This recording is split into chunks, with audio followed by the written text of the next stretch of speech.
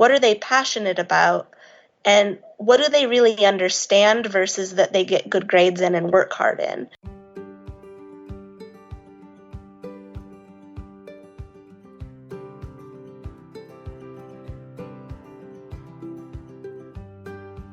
Hi, I want to welcome you to Growing Nimble Families, where we encourage the celebration of school-age kids.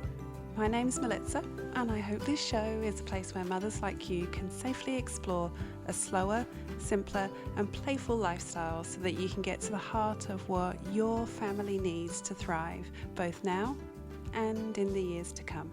Well, welcome back to a new episode. It's just before Pi Day and there are lots of pie activities going on in the house. So how's it going where you are? I have a great show for you today. You've heard a little bit about our guest already. I have a high schooler who's definite about what he wants to do and a middle schooler who was definite but's now wavering about future careers and job choices.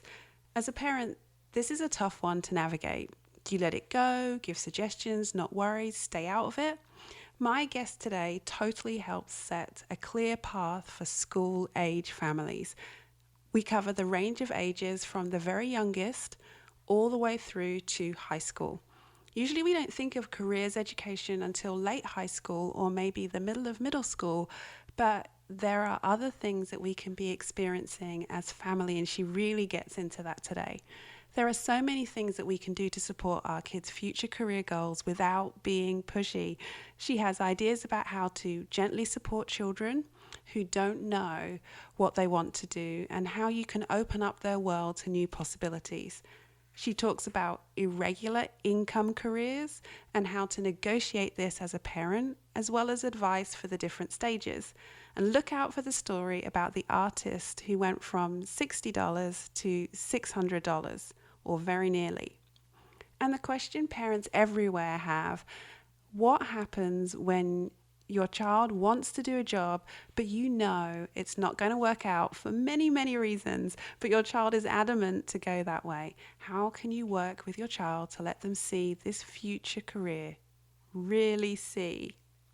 Careers education is often a tiny, tiny section in the school curriculum. Think about your career counsellor and the student to teacher ratio just in your schools. As in the style of this podcast, it's all about simple, gentle, proactive, and appropriate.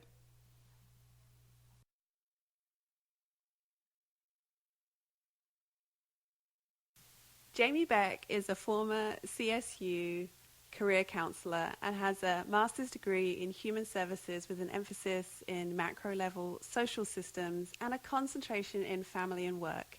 She has 2 young children who serve as her muse while she strives to teach them 32,850 jobs by the time they turn 18 through homeschool projects and daily living, so they can truly become what they know exists and get to go to work. She's the founder of CareerVisionByJamie.com, where she is reshaping the way job seekers fundamentally conceptualize, search, and apply for work. She speaks at high schools, group homes, colleges, universities, community-based organizations, and in public libraries. And today she is with us. Welcome to Growing Nimble Families podcast. Thank you. Tell us how you started supporting careers education. Well, I first started working in grant programming that funded early education programs for children 0 to 5. And then I switched gears and became a college career counselor. While I was there, I realized that the majority of our students didn't have the fundamental information that they needed to be making lifelong decisions. And at the university that I worked at, 90% of our students actually changed their majors. It made me kind of step back and think about how we educate our children. And I combined the work I was doing with early childhood, now with my college work, and I was trying to find a way to bridge the gap about how we're teaching career education to children in K through 12 settings. We spend a lot of time teaching skills in K through 12 that require a lot of memorization, and it's information that we can definitely Google now in this day and age. So, like, what's the capital of Kentucky, Yeah. for example? But we're not spending a lot of time teaching our kids jobs, and so that's kind of how I got started. Is really recognizing that students can't become what they don't know exist, and we're not really taking the time to do a lot of education in those early years. That's right. It's like our kids go through phases of what they want to be when they grow up. They dress up and then they get to become school age and onto middle school, and they might get stuck on one particular job or career, like a video game maker or a sports player or an app designer. And immediately, many parents won't be happy about that particular choice. They know their kids, maybe they see the bigger picture, I don't know. When the kids are rooted in one particular job or career idea, what can a parent do to help and support them to know if this is the right field? One of the most interesting things is that when I do some work with high school students, I ask them to name as many jobs as they can think of. And then at the end of 1 minute, I have them go back through that list and cross off anything that someone could dress up in. So, doctor, nurse, fireman, policeman, those are all gone. Cashier, those are all gone. Yes. And it's really sad to see what's left. It's very small. We don't really grow a lot between preschool and high school in terms of our career bank. We do bump into some other careers through TV and media. For example, forensic anthropologist. Everyone wants to be that because of the show Bones. Now they know what that is. But we don't really grow a lot. When I was working at the university, I found, like I said, that 90% of my students were changing majors. And our top two majors were biology and nursing because everyone wanted to go into the medical field to help people. A lot of times parents want to encourage their children and, rah rah, and yes, you want to be a doctor, that's awesome. How can I support you? Let me help you. But what we don't do is really question the whys. And so as a parent, it's so important to do that. Most people who want to become doctors and nurses want to help people. And so it's stepping back and saying, okay, so are we interested in medicine? Are we interested in helping people? Are we interested in research with medicine? Are we interested in working with people who are sick? Like, what does that helping feature look like?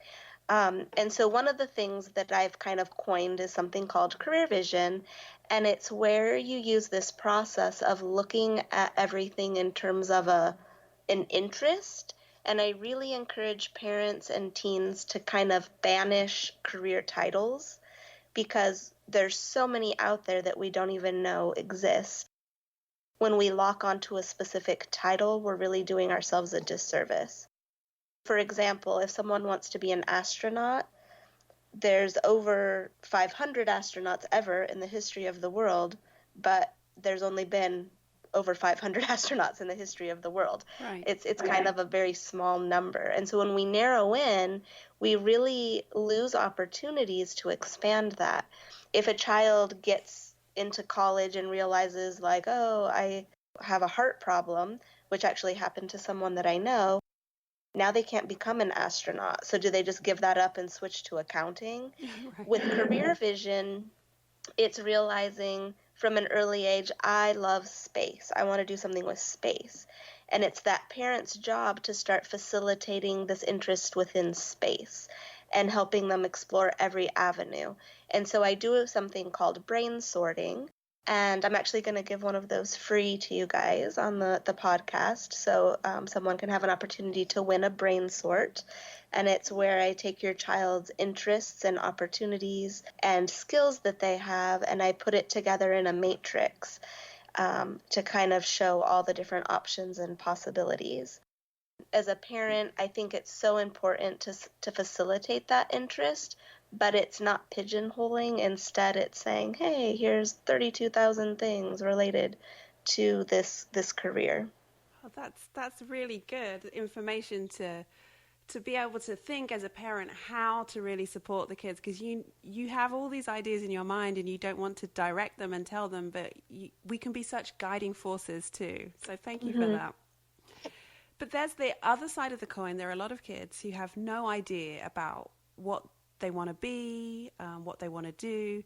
What suggestions do you have for parents who have kids who have no idea and are in middle or high school? My encouragement always is let your kids' time dictate kind of their interest areas.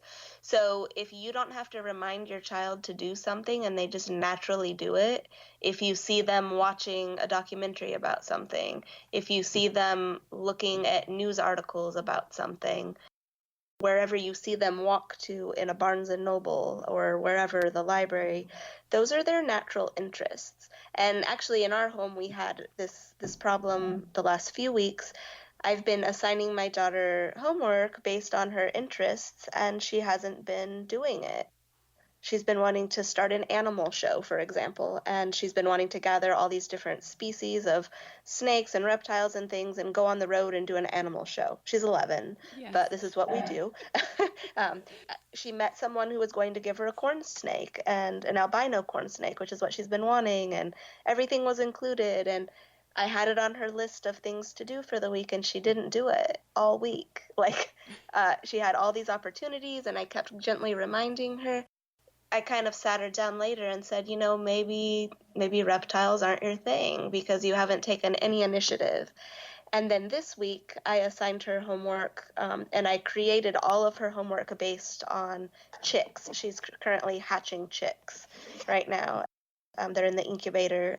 I made all of her math assignments about chicks, and I made all of her reading assignments and her art assignments. Everything was centered around chicks.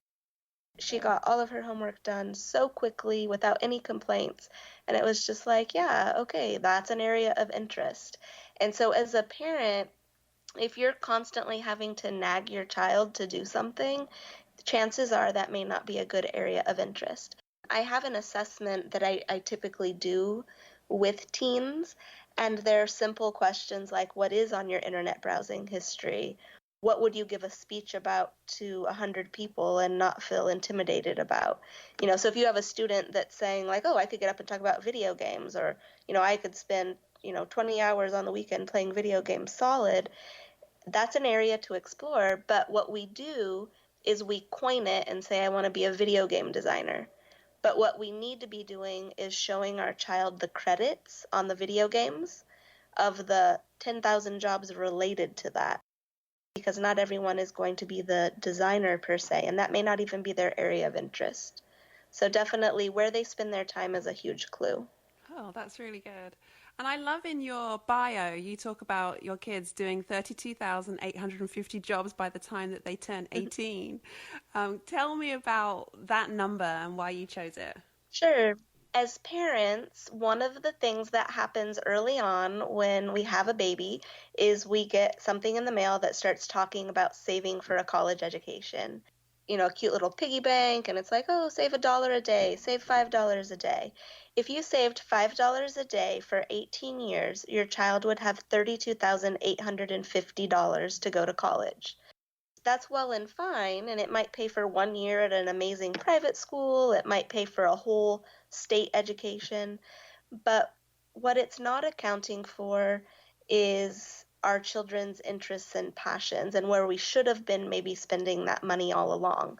So I personally don't save for my children's college education. They have an uncle who does that, which is very kind. But what I'm doing is instead using the money we have now to explore their areas of interest, because I want to be certain by the time they're 18, they've been exposed to the things they're interested in so that they can actually choose what they want to become. So the goal is really to teach them 5 jobs a day. And I started with Mia when she was about 5 or 6, and my son is 6.5, so he's just getting ready to kind of start talking through these ideas. He's a little behind her in terms of her critical thinking when she was younger. But Mia's 11 now, and I don't formally sit down with her every day and teach her 11 jobs, but she does it herself. So, for example, she was reading a fact book from National Geographic the other day, and she saw a fact about how a man has ribs that have been printed on a 3D printer. And she's like, hey, Mom, you should totally write about this for Career Vision. They're using 3D printers to print body parts now. This is an awesome job. And so we looked it up, and we got the title for what it is. It's escaping me right now. It's like bioengineering, I think, or something, or bioproduction. I don't remember. She knows how to critically think in that way. So anywhere we go, she can look at something and tell you 100 jobs related to anything pretty much that you ask her about. She may not always know the right name, but she's able to critically think in those ways. That's amazing. And what a gift you're giving to her to be able to really think through these different types of jobs and be able to use her interests that way. That's really awesome.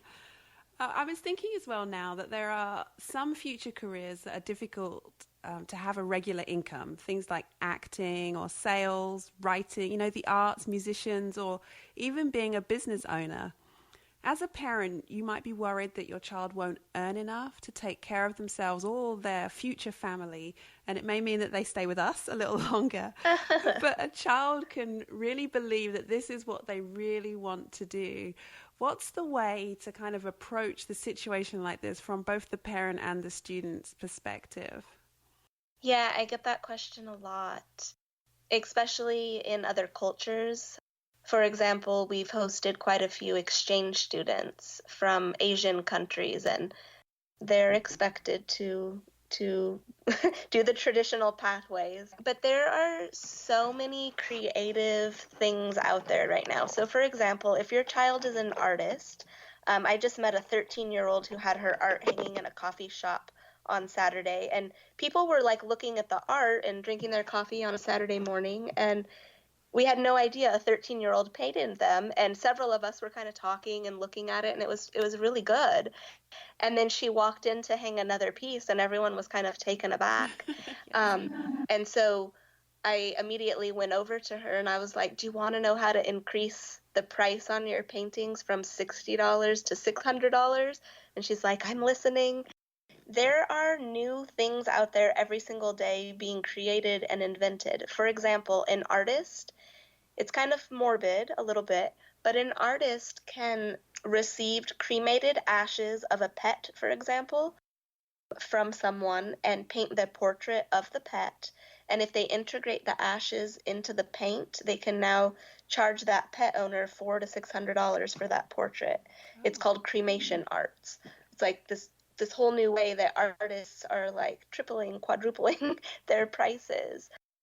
In this gig economy that we have right now too, people are choosing the non-traditional path. This generation wants more free time. They want flexibility, and they're more creative thinkers when they have that flexibility and creativity. And so I think what we're going to be seeing as parents is our kids choosing to live a different lifestyle. And some parents are not going to necessarily be okay with that, but there are ways to kind of embrace that. I'm in the middle of creating a guide right now. I have an artist working on it. It's a travel guide, and it's about traveling the world for free. And we host people that travel all over the world. It's amazing just seeing all these. They're mainly European, but they're traveling and they're living life and they're working as they go.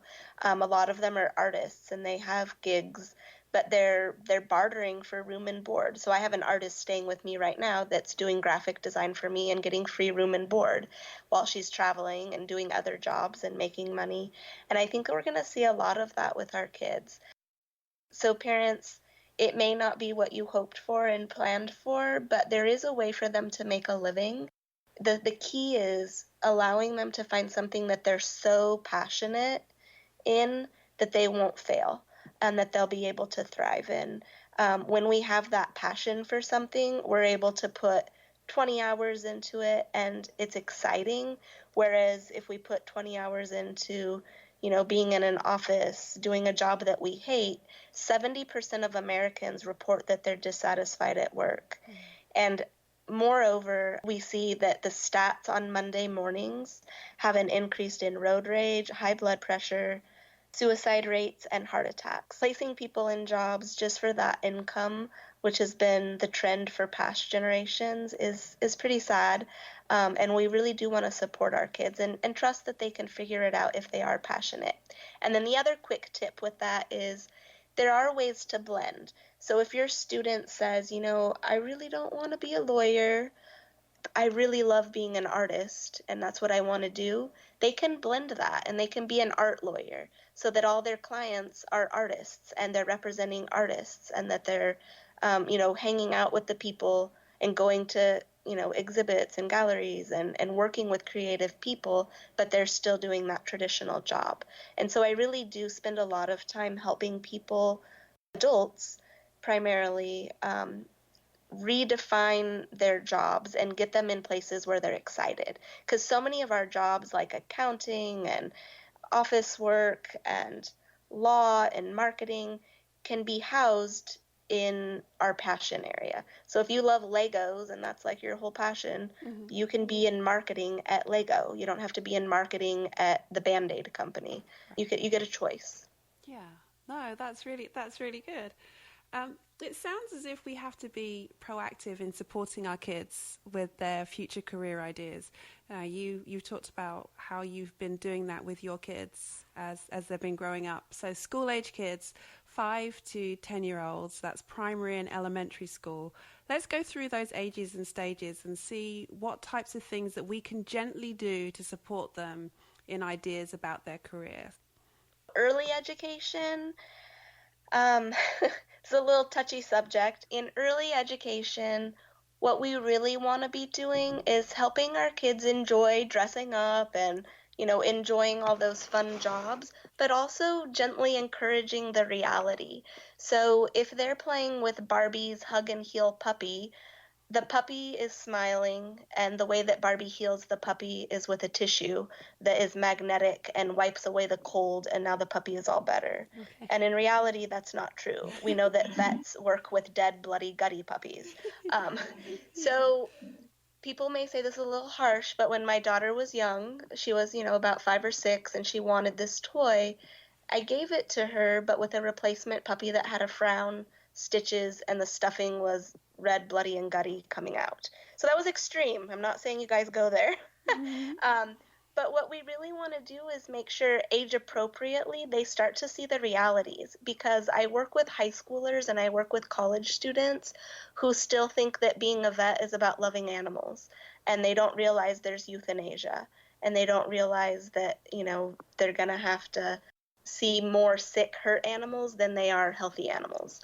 So early education, I think it's, let them dress up as the astronaut, but also teach them about all the auxiliary jobs. So, hey, you can be a space photographer. You can be a food engineer and make the food for the astronauts. You can be an engineer and build the spaceship. It's not just being the actual astronaut. Kind of middle elementary, I'll give you a great example. When I was coaching my daughter's soccer team, everyone wanted to sit out. Normally you get kids complaining because they have to sit out, but everyone wanted to sit out because we were playing career vision on the sideline. So when you were sitting out, you got to be my assistant coach, you got to be the first aid person, you got to be the food nutritionist and get the orange slices ready, you got to be the sports photographer, you got to be the stats keeper. And so the girls we had a sports psychologist even. They were the ones who were in charge of the cheers. So every girl got a role the day of the game that they got to fill. And they learned throughout the season, hey, when I grow up, maybe I'm not going to be the sports star, but here's like 10 other jobs that I can do in the world of sports. And they loved things like being the sports psychologist and coming up with really fun, motivating cheers and being in charge of getting the crowd cheering for their teammates. They loved carrying around the first aid kit and helping doctor everyone's, boo-boos. They loved preparing the nutrition. And we even learned nutritional facts and, okay, Gatorade maybe isn't the best thing to drink. Like, I taught them about each job and, they learned in a really fun way. Middle school, high school, this is where we want to start getting more realistic, especially with low-income students who are first-generation college students.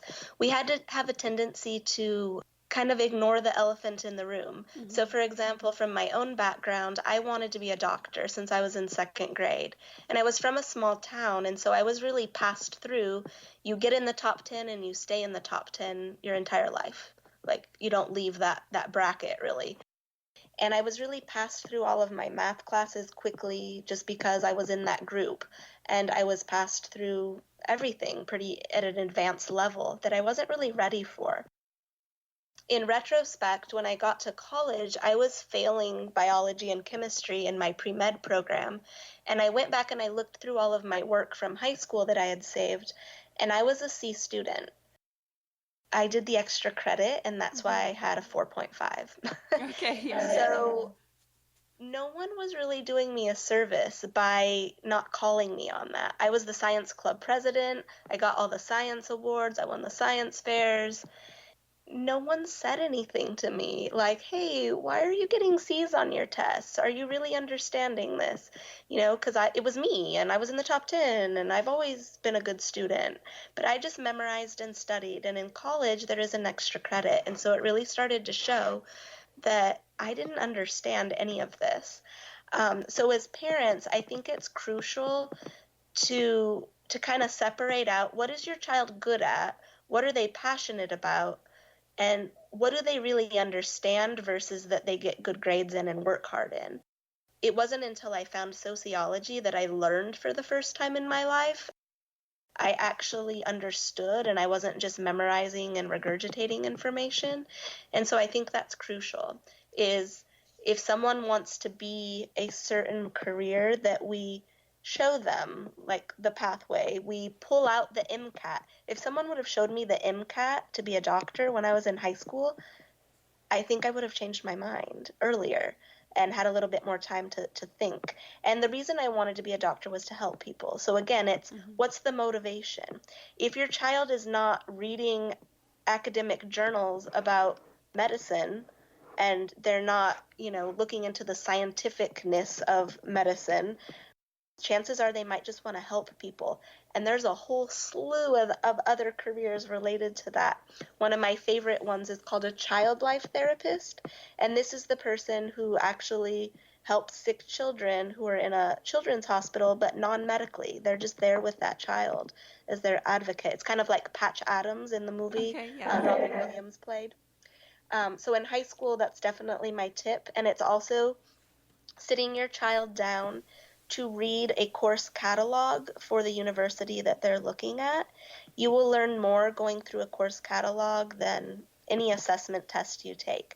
Actually, going through major by major, even if they have no interest in anthropology, it's literally sitting down and reading the classes. Because a lot of times we have preconceived notions of what anthropology is. Mm-hmm. Anthropology, a lot of times, is thought to be the study of bones and dinosaurs and old cultures. But in actuality, a lot of marketing companies hire anthropologists now in this day and age to study consumers. And so if you're thinking of going into marketing, marketing, and you might get into the business department, but find that you're having a hard time passing things like accounting. You give up and you change majors when you should have been maybe in anthropology, where you're studying more consumer behavior and buying patterns and culture and how people shop and holidays, those types of things. So reading that course catalog is huge. Oh, that's really good. I remember social anthropology and how fascinating it is to just see how societies and people do things. And I just find that so interesting to listen to. So I was thinking about that when you started talking about anthropology. Yeah. When you are thinking about the older teens, you're beginning to be in your junior and senior year, and you're thinking about all the things that you were just talking about, future career. If you've not got something really sorted out by that time, what good ideas can you think of for parents to be able to do to encourage their kids, even though they're beginning to get a bit scared because it's coming to the end and I haven't made my decision about what I'm going to do, whether that's go to trade school, go straight out into the world of work, or go on to college? What advice would you give for that? My daughter, I don't know if she'll go to college or not. I have no idea. we are trying so many different jobs and careers. She runs her own businesses. She has W-2s this year at 11 from 3 different places. She's doing all sorts of crazy stuff. So I have no idea where it's going to take her. And I'm okay with that. And the reason I'm okay with that is because our world has really changed. I'm getting ready to hopefully speak at a conference about Google University and like the pros and cons of what that looks like. But it's true. We can really go on Google right now and learn pretty much anything we want. And depending where you live in the world, it can take you into a full-fledged career or not. In America, we obviously wouldn't want someone going on Google to become our doctor. But in a place like Fiji, where they have very limited medical access, under the supervision of a doctor, someone could go online and take a lot of classes and learn a lot of knowledge to assist a doctor. So if your kids are really unsure right now, I would say to require them to just spend time on their interests and hobbies. Like make time for that and deliberately. A lot of times I hear people say, I'm going to take a year off. Well, that's great, but what are you going to do? So they need to be doing something really deliberately, whether it's traveling, whether it's going to museums, whether it's immersing themselves in an entrepreneur type endeavor, but really spending time on what makes them tick, what makes them spark. Because if you can figure out what that thing is, that's where you can start exploring from there. Now, deciding whether or not someone should go to trade school or college really depends on the end path. So I spend a lot of time talking to parents and teens about the end result. So if your whole goal, for example, is to work at Marvel, what you want to be doing is getting on Marvel's website and reading all their jobs for a good 6 months and starting to just see what kind of positions do they have and what do they require. Because as you start to read certain job descriptions, you may see that the types of jobs that you've thought of as an interest are not at all what you thought. And then you may start to discover new careers that you never even considered. So I really like the idea as a teen, if you're totally undecided, just going on to certain companies that you might like to work for and start reading and become addicted to that. Like every Friday, I'm going to check the websites and I'm going to read these jobs. And I would read all jobs, even if you think you know what it is, because oftentimes they're labeled something pretty crazy and you wouldn't have a clue. But as you start to read those, you might see that a certain position only requires experience, or it only requires a 2-year degree or a 4-year degree, or it might require a degree that you're totally off mark. You were thinking of majoring in art, but they really do want marketing and more business. And so that's a great guide just to kind of see what's out there. The other thing that I always suggest is going ahead and just starting to take classes for fun at a community college. So if you like photography, if you like working out, take a weight training class, but just get yourself on a college campus and start taking anything that seems interesting. Like take an auto shop class just to fix your own car if you want. And I think as we start to just take classes that are of interest, it helps to start develop maybe a clearer pathway of what we might want to do. I'm a little leery about jumping into a 4-year university if you're totally undeclared and unsure. As a high schooler, I really want students to eliminate what they don't want to be, and we spend a lot of time talking about that, eliminating all the possible things that you have no interest in. I don't know if we have time for that, but I call it a walnut list. It's kind of like your work allergies and kind of getting rid of anything remotely that you have no interest in. And then we just start to explore the things that we are interested in. And the reason we don't want to jump into a 4-year university necessarily is because once you figure out what your passion area is, you want to find a university where they're on the same page as you.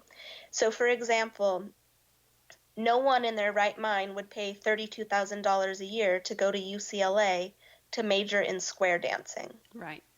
That sounds weird, right? Yes. But if you went there with the intentions of, I want to be a hip hop dancer, you would want to make certain that UCLA had hip hop. You wouldn't want to go waste your time learning that. So for example, if you want to be an engineer, you want to make certain that your university isn't getting funded to research something like medical mechanical devices when you envisioned working on cars, or you envisioned working on footwear or houses or whatever it is. And so we want to make sure that as we're choosing our major, we're choosing a university that has experience and professors that actually are interested in what we are.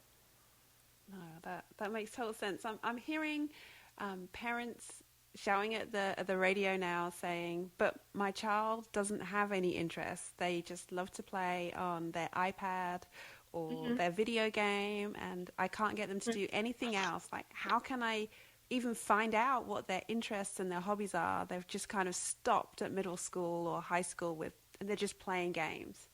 Okay, so what kind of games are they playing and why? That's a clue. There's a whole new type of homeschooling called unschooling Hmm. that does gamification for everything. So literally, like, what kind of games are these people playing? If they're playing role play games, for example, there are historians that are hired by gaming companies, for example, to help write those scripts and make sure they're historically accurate.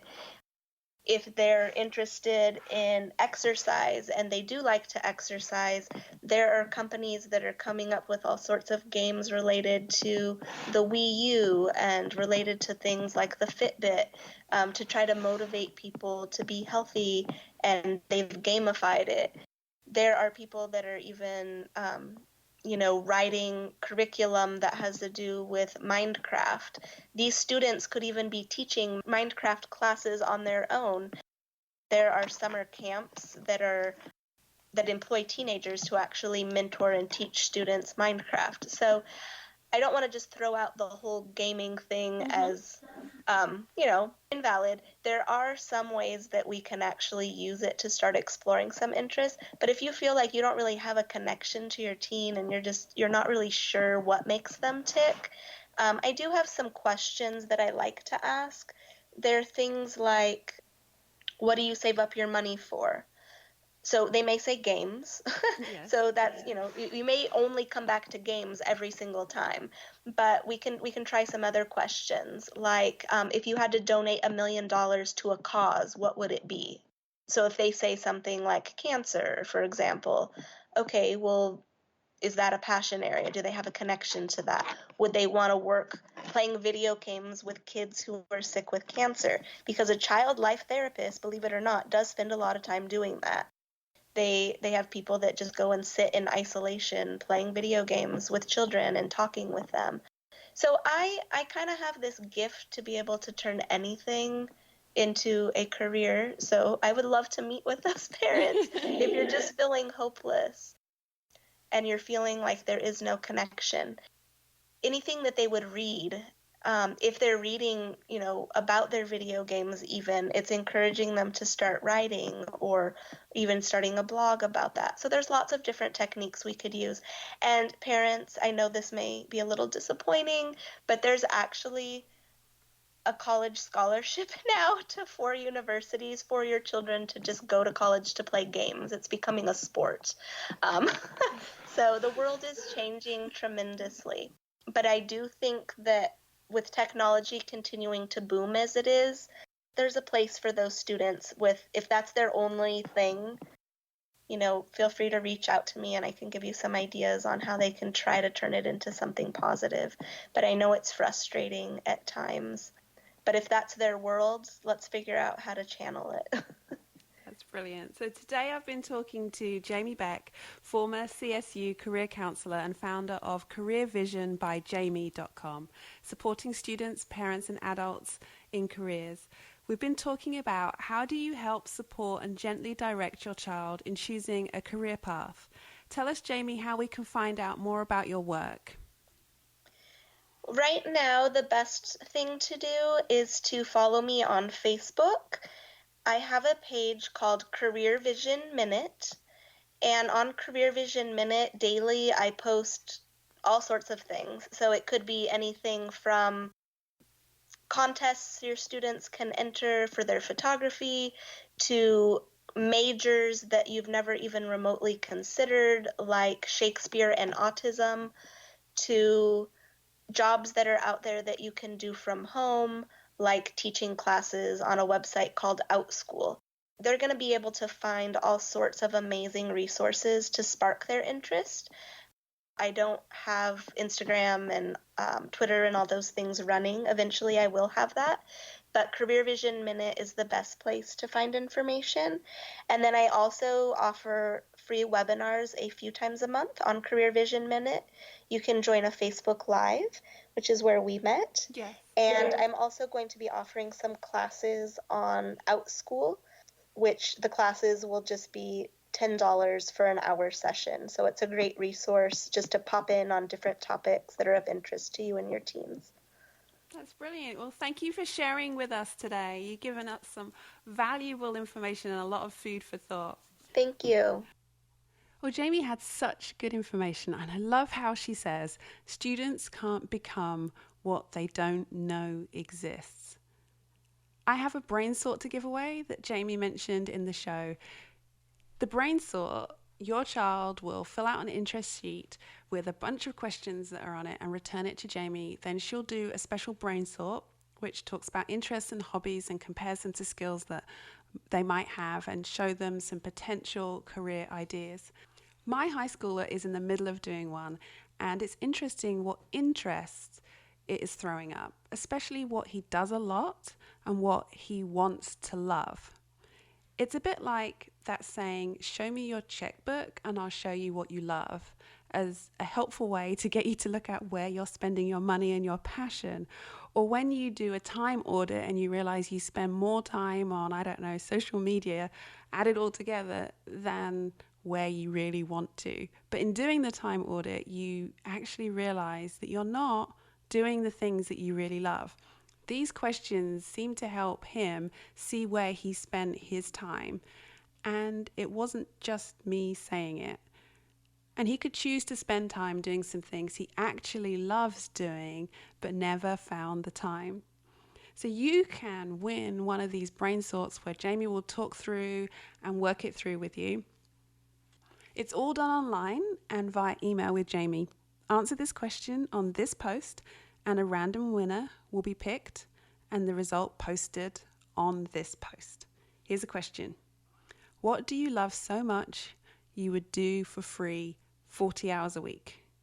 What do you love so much you would do for free 40 hours a week? Leave your answer at growingnimblefamilies.com/209. I'm really looking forward to seeing what your answers are for that. It's Pi Day on March the 14th. My high schooler made a sculpture with clay as one of his math projects for school. I love how the teachers really get into Pi Day and give lots of different projects that the kids can do in celebration of it. As the clay dried, though, it kept falling apart. Some of his complicated parts kept just falling. So he's learning a lot about patience and shoring up complicated designs. If you follow my Instagram feed, you'll see his sculpture there. My 6th grader is trying to learn as many digits of pi as possible. He's got to 55 before his first mistake. I love the effort that he's putting into doing that, seeing the excitement and the joy of him trying to learn all of those digits. We've heard them said a lot, and it's just fun to see his excitement in doing that type of activity. My elementary child is just hoping to eat pie on Wednesday. He's not interested in doing anything else, and that's absolutely fine. Even with all this memorization in the house, I can only recite 3.14159 and happily reach for the calculator. How are your kids involved in any pie activities? What are they doing for March 14th? If you are looking for some ideas, I have some links that you can do that are great ideas if you want to do them at home, things that you might want to do at school. Really, really simple. There was one that I thought was really cool as a community effort where all the kids brought in little loaves and they were decorated with 3 or 4 different digits of pi, and they just lined all these little loaves up and sliced them up and ate them. I I thought that was really cool. You can do that with a big number like pi in a classroom, or, if you've got a big family, that would be another good thing. That would certainly appeal to my youngest child with a food type activity to do with pi. I'm going to leave some links to those ideas about pi and many others that I found on the webpage that you can do at home or you can do at school. So you can see that we've had lots of ideas about gently supporting kids in their career choices, and I know many of you do too. Make sure you share your thoughts with us about the episode on social media using the hashtag GNFSAK, which stands for Growing Nimble Families, School Age Kids. And make sure to tag my account. You can find me on Instagram and Twitter as @NimbleFamilies and on Facebook as Raising School Age Kids, or share your ideas in the Facebook group that's called the Society of Nimble Parents. Be sure to see the show notes with links to our guest, Jamie, and the things that we've mentioned in the show, and that's at growingnimblefamilies.com/209. Please continue to share the love for the podcast by sharing with your friends, texting with those you think that should listen. If you listen on Stitcher, Apple Podcasts or Google Play, please consider leaving a review. Thanks for being here today. I know there are many things that you could be doing right now, and I'm glad you've chosen to be here today. See you again next time. Bye-bye.